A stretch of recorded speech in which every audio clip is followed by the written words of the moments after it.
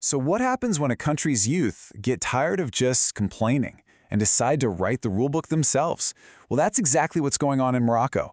We're going to break down this incredible document that's less of a protest sign and more like a whole new social contract for the country. And right off the bat, they do something really smart. They frame this whole thing not as some angry rebellion, but as a patriotic act. They call it a serious and responsible national contribution. The message they're sending is crystal clear. Hey, we're not here to break things. We're here to help you keep the promises you already made. Okay, so where does all this come from? I mean, how do they make these demands legitimate? Well, this is the really clever part of their strategy. Instead of trying to fight the system from the outside, they dig right into it. They use Morocco's own foundational text as their main weapon. And they don't mess around with vague ideas, they get super specific. They point right to the 2011 Constitution, calling it a binding contract. They're like, look at Article 1, it connects responsibility with accountability. Or Article 31, guarantees healthcare and education. They even bring up Article 33, which says the state has to help young people. And to top it all off, they align their whole argument with the king's own vision for a new development model. I mean, they're using the establishment's own words as the basis for their demands.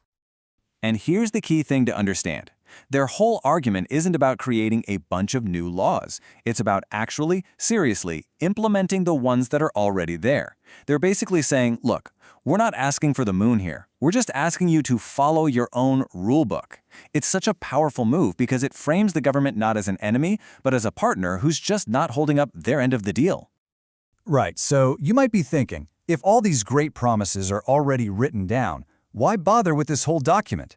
Well, it's because there's this huge, massive disconnect, a deep crisis of trust.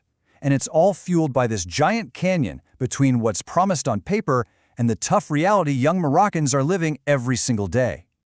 And listen, this isn't just some vague feeling they have. The document puts hard numbers on it.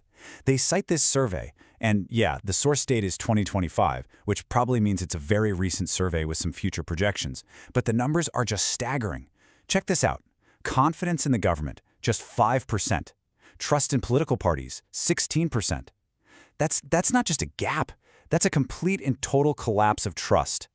And this is so important. The authors are really clear that this isn't just based on stories or opinions. They build their entire case using the state's own official reports. It's like they're holding up a mirror to the government and saying, this is what your data says is wrong with the system.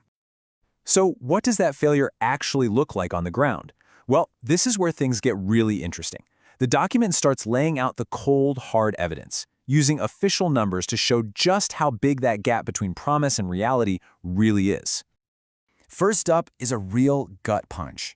A youth unemployment rate of almost 37%. Just think about that. That's more than 1 out of every 3 young people. People with education, with energy, with absolutely nowhere to go. It's just an unbelievable waste of a whole generation's potential. And if you look closer at the data, you'll see the problem is actually getting worse, not better. It's up across the board. The national rate, both youth age groups, all of it is ticking steadily upward. So this isn't just some temporary dip in the economy. It's a full-blown, escalating crisis. Next, they move on to healthcare, and they use this really effective promise versus reality setup. So on one side, you have the promise from the Constitution. Healthcare is guaranteed for everybody. And on the other side, the reality, from an official national council no less. 8.5 million citizens are completely outside the circle of effective health protection. I mean, the gap between what's said and what's done is just right there for everyone to see.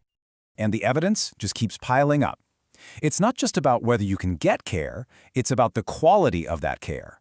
They point to another official report, this time from the Court of Accounts, that confirms all these systemic problems. Not enough doctors, resources being mismanaged, a system that can't even handle chronic diseases properly.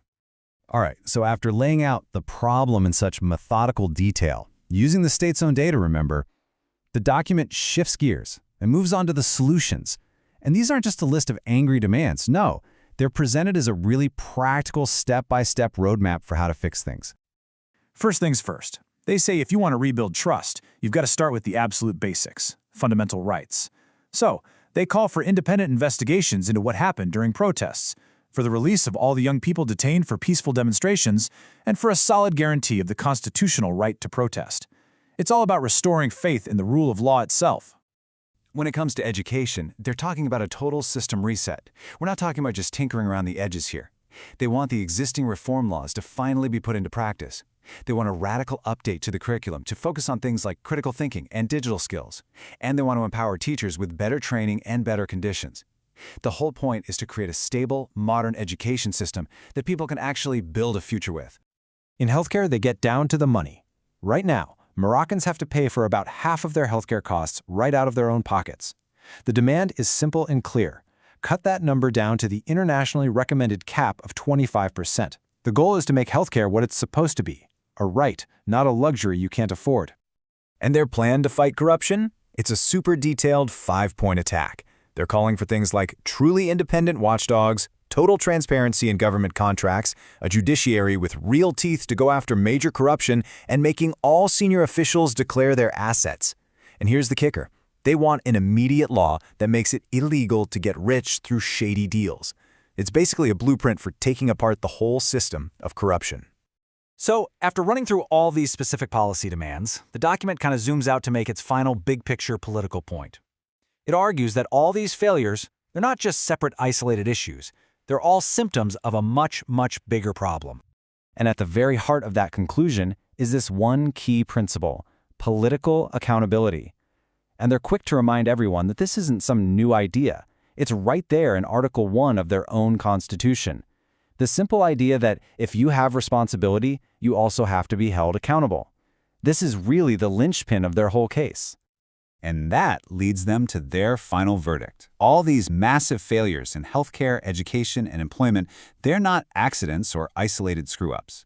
They're all signs of a single fundamental failure of the government to do its most basic job: uphold its constitutional duties.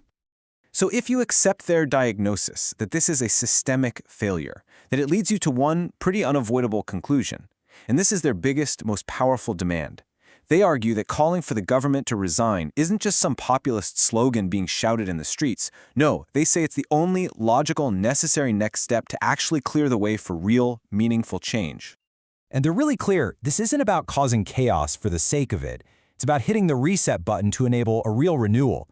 The goal, as they see it, is to get a government in place that actually has the political will and, just as importantly, the credibility to follow through on this roadmap and to start the long, hard process of rebuilding trust with its own people. And in the end, this whole document really leaves us with one big, powerful question. It's a question that applies to a lot more places than just Morocco. When a government's own official reports prove, over and over, that it's failing to keep its promises, what does it actually take to fix that broken trust between a country and its citizens, especially its young people? It's something to really think about.